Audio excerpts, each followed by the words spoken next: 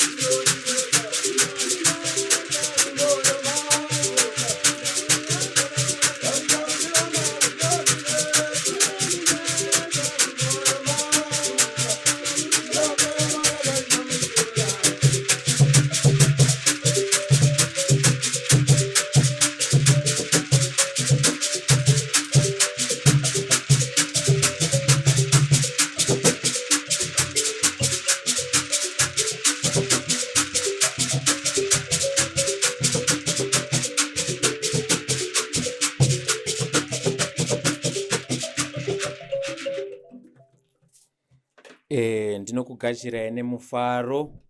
Nhasi tiri padare kana kuti tiri pamusasa wachiremba Samusoni. Ndinokuchingamidzai kumativi mana kwenyika kwamangava muri. Nhasi tatsika chiremba Samusoni kuti tiwane hurukuro navo, tichikurukura kuti vanoshanda sei uye vanonyanya kushanda nematambudziko api. Chiremba makadii? Ndichaita sendinokudzorerai kumashure zvishoma nekuti zvimwe kune vamwe watanga kuona chivhitivhiti nhasi, watanga kunzwa zita renyu nhasi, vamwe vajaira kukunzwai muchingotaurwa mudande mutande nemakuhwa munyika kuti chiremba Samusoni vanetsa nenyaya yekuparura nenyaya yekubatsira vanhu vakawanda. Saka muchatanga kutaura imwe nambwe nezita renyu, motipatsanurira kuti matambudziko amunonyanya kubatsira ndeapi uye munobatsira sei tichienderera mberi nehukuro yedu. Chingamidzanai nevanhu. Tinofara muri Zimbabwe tichikukwasai mose muri kumativi mana akasiyana siyana. Chiremba Samusoni vanozivikanwa nenhau yekubatsira ruzhinji rweZimbabwe kunyanya nhau dzakawandira chikaranga nenhau dzepasi chigare. Tinoti nhau yekutanga chiremba Samusoni mabatsire avanoita, vanoti mupwere akauya nedambudziko rake vanobatsira mupwere zvichienderana nezvaauya akatarisana nazvo. Chiremba Samusoni vakatanga kubatsira vari mucheche chaizvo, vachibvawo munzvimbo yakanga iri erenje kusvika mhondoro nevadzimu vavo pakati perudzi vavachema kuti vanoda kuti ivo vasadzikise nzira netsika dzakanga dzakasiyiwa nanatateguru vavo. Saka chiremba Samusoni matambudziko avanonzokubatsira, midzimu inonzi yanetsa haisi kusvika. Zvimwe nedzimwe nhambo mupwere akafamba zvakanyanya ane mwaka nemakore achitekaira, asi mhondoro nemidzimu iya haisi kusvika. Kutori nevamwe vapwere vekuti vatori kuchitenderano chechinamato chepasi pano kuti vanotonamata musika wanhu, asi vapwere vanogona kusungwa zvipo zvavainazvo zvekuprofita. Chiremba Samusoni ndo vanoita kuti vanosunga mhepo idzodzo, mwana oenda ononamata munzira dzakajeka nekuchena. Toenda zvekare pane nhau yakanyanya inonyanya kuzivikanwa chiremba Samusoni nayo, inhau yembavha. Vanenge vabiwa tinoimba kuti chiremba Samusoni vane nzira dzakasiyana siyana dzenyuchi dzavanoshandisa kutumira kumupwere abirwa. Chiremba Samusoni vane mushonga wechupu, pachimutauro changu ini chechirudzi ndinomati mangwara. Saka chiremba Samusoni vakatarisana nenhau idzodzo. Vane zvekare makwenzi avanoshandisa anonzi emidima dima ekuti iye mupwere akabatsirwa pakati pemusha uno akanga aine rima rinenge riri paari zvinova kuti mupwere rima rinotaramuka. Nhau dzemabasa dzejambwa nemunyama mumamisha umo vanenge vanetswa nezvikwambo, zvidhoma, madumwa, anagondwa aturuka nevamwe vanenge vainewo nzira dzekuti aiwa tashanda mwaka nenguva dzakakurisa asi hatina chatiri kubata nekuita. Dzimwe nhambo hakusi kuti mupwere haagoni kunge achironga, asi nhambwe zhinji ndedzekuti kune mweya yemarudzi nemweya yevanogona kuzadzikisa rinonzi godo rekuti vakaona mupwere angave manexto kana kuti vavakidzani vavo vavanenge vachishanda navo pakati pemazuva avo. Saka tisusu tinowanza kuchingama kumhepo dzemarudzi dzinonetsa. Chiremba Samsoni ndinoda kuti nditi kurukurei mashandiro andinoita ndichitsura zvekare vapwere vazhinji. Inini mashandiro andinoita handina kodzero kana tsika dzekuti mupwere akauya pano auya pano panzapo vasvika obva agara vazhinji vakawanda obva aisa chinhu chake kana kuti muhomwe kana kuti pai oti chiremba Samsoni ndoda kuti mundiprofitire. Aiwa, isu tiri vaprofita wemhepo nerima. Isusu tiri mamhondoro, tiri ana teteguru. Saka zvinoreva kuti hatitsanangure mazwi asina maturo. Kana nhau dzekuti vapwere vachinge vaungana vanoronga voti aiwa toda kuti chiremba Samsoni mumbotiprofitirewo kuti isusu tanga tauya pano tine chiringa zuva chaendepi icho chakaiswa muhomwe nemupwere. Ndizvonai ukatondiedza sekudaro inini hongu handirambe kuti vazhinji vanofamba mukubatsirwa umu mungava mumaprofita nei vanokudzoka votsanangura mazwi anoti vanotsanangura mazwi ivo vanotsanangura vachiti kana dziri pwere dzakaungana opota aiwa kwamunoona uku kuna natateguru kuna nasekuruku kunobatiswa vanhu urombwa vanoroya.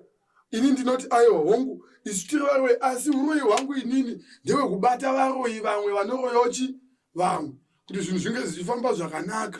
Saka chiremba Samsoni vanotarisana nematambudziko chete zvekunzi mupwere aisa chinyoreso muhomwe kuti chiremba Samsoni profitai. Aiwa inini handiko kudambudziko iroro, aya hasiwo matambudziko anobatsirwa natateguru. Matambudziko atinobatsira isusu kune vabirwa varwara, zvingave zvirwere zvekenza zvisingapori, zvingave zvirwere zvekuti mupwere unonzi akaiswa zvinhu, isusu tinongokuraidzai pane zvinhu zvaakaiswa kana kuti zvaakarombeswa izvozvo tinobata tobva tadzura tobva tagadzira mupwere wosara nzira dzake dzakatambanudzika zvinhu zvichifamba zvakaita zvakanaka. Matseketudza zvakanaka chiremba Samsoni. Pane mubvunzo futi unogara uchibvunzwa nevazhinji kuti ndinogona kunge ndiri kungonzwa nemakuhwa nemahunga kuti ninge wakati ndiye ari kundidzudza kuti nditambudzike muupenyu mukurarama.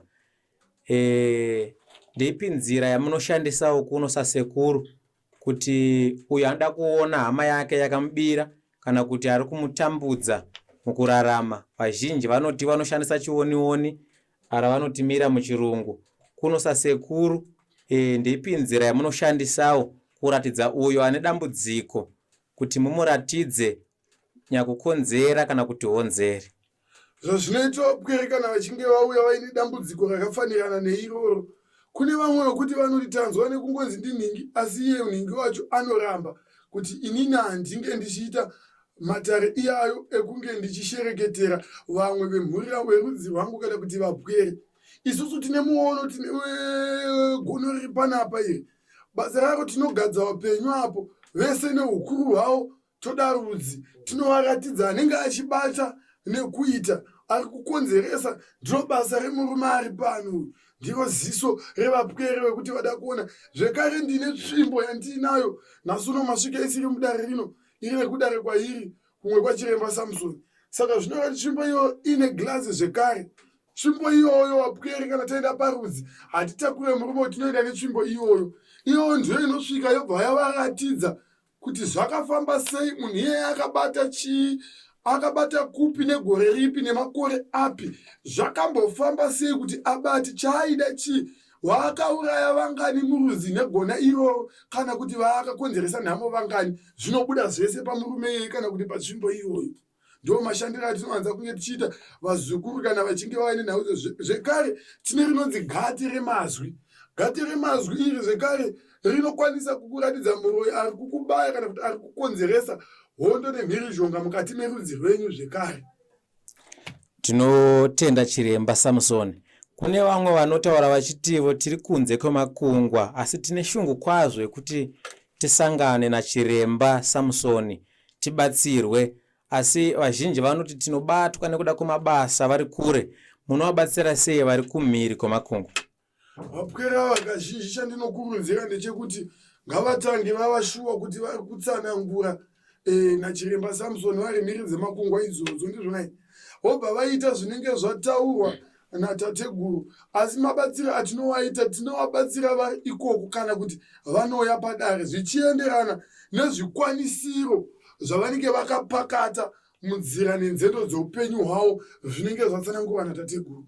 Vamwe vanoti hatigone kukwira michovha kana kuti zviguruguru zvinobhururuka zvekuti tibve kunzvimbo dzatiri nekuti tiri kure. Tinovabatsira vari ikoko. Anokwanisa kunge achibatsirwa nachiremba akabatidza runharembozha rwake achiona chiso chachiremba achikurukurirwa zvekuita nematambudziko ake anenge amutambudza. Zvekare tinogona kunge tichimuti aiwa mupwere zvavati iwe unoda kuziva akutambudza, tinoita zvekuti ari ikoko anobatidza runharembozha zvekare zvinoreva kuti tinomuratidza zvekare pagirazi irori. Saka ari ikoko tinokwanisa kumubatsira, angava abirwa angava atambudzika. Koita vamwe vanoti aiwa isi tinogona kuti tinge tichikusumidzai chiremba vakasununguka zvekare kuti vanenge vachisvika munzvimbo dzavari vapwere vavo kuti vange vachivabatsira.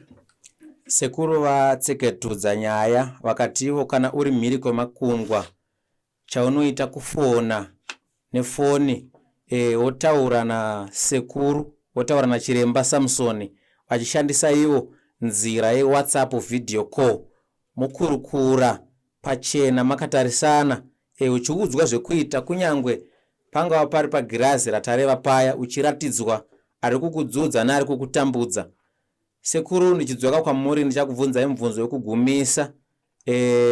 Kune vari kuti ivo takambofamba kwatakaenda tikanobatsirwa zvikaramba kushanda, uye vamwe vari kuti ivo kune kana munhu akasangana nedambudziko rekumomoterwa nenyuchi, zvimwe anzwa tsitsi iri hama kana mukoma angavasangana nechikamu chekuba, ndeapi matanho anotorwa kumunhu abirwa kuti anoripira kuna sekuru ndeabirwa here kana kuti ndeakaba, uye mutongo unopuhwa uyo akaba ndeupi maererano neuna sekuru kuti adzikinurwe, tomboti semenzaniso amomoterwa nenyuchi? Zvichienderana nekuti mupwere uyu anenge akabira mupwere auya akabatsirwa kwatateguru Samson chii. Vamwe vazhinji tinowanza kuti chaatora ichocho anoripa nechimwe chakadaro pamusoro zvekare kana achinge akuda kusunungurwa kune munhu waanenge akabira. Tateguru vane nzira netsika dzavanokwanisa kunge vachikupa dzinoenderana nemhiko dzekubirwa kwavaita, dzinoti iwewe dzimweni dzenguva haugoni kunge uchizotambanudza chanza kune mbavha yaunenge wabata yagadzirwa natateguru. Nedzimwe zhinji dzatisingagoni kutaura pachivhitivhiti dzatinowanza kukurukurira mupwere achinge asvika mukati medare, nekuti imhiko dzinochengetedza dare rino kusanganisira nerudzi rwemupwere wedu watinenge tichibatsira. Ndinotenda sekuru, ndinoimba kuti mhuri yeZimbabwe nevari kunze kwemakungwa vari kuzvinzwira vega kuti aiwa kwete sekuti wanzwa tsitsi iwewe kuti zvimwe ndimukoma vakavanga vakubira asi usingazivi, waenda kunobatsirwa kwasekuru kuti nyaya dzigadziriswe. Zviri kunze vanodzikinurwa zvakanyanyisa, uye mbavha inenge yakubira inoripira ruviri mushure mechikamu chechiyero chaunenge wabirwa nembavha. Ndinokuoneka ine mufaro muri yeZimbabwe pano paChibanda Media. Zita rangu ndinonzi Director Tabs. Muwane zuva rakanaka.